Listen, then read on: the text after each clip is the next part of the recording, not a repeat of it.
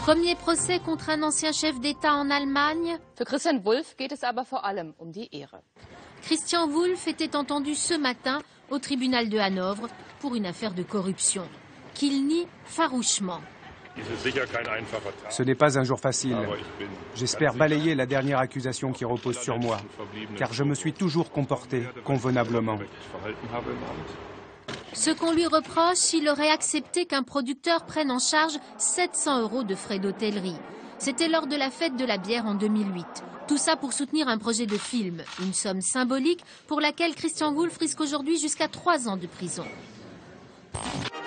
Le pape menacé en Italie.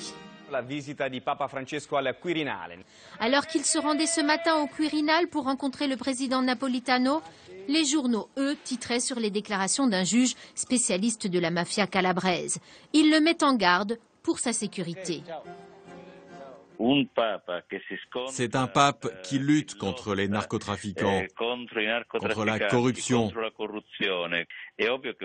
C'est un pape menacé et qui est en danger.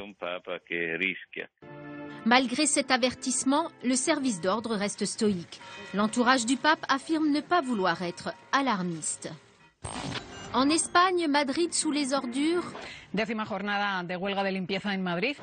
Depuis 10 jours, la ville est transformée en poubelle. Les services de nettoyage sont en grève illimitée pour dénoncer un plan social et une baisse de 40% des salaires. Les Madrilènes, eux, craquent. C'est une honte et en plus ça pue. Il faut que je me bouche le nez. Un service minimum essaye de parer au plus pressé, alors que la maire de la ville a lancé un ultimatum de 48 heures pour trouver une solution. Un bébé miraculé en Hongrie. Sa mère était en état de mort cérébrale depuis 92 jours quand le bébé a été mis au monde. Prématuré, il ne pesait qu'1,5 kg, mais il est en bonne santé. Une histoire d'autant plus exceptionnelle que le corps de la mère a servi à plusieurs dons d'organes. Il n'est jamais arrivé qu'une personne puisse être un donneur après une aussi longue période de mort cérébrale. Grâce à ces dons d'organes, 4 personnes ont pu être sauvées, en plus du bébé.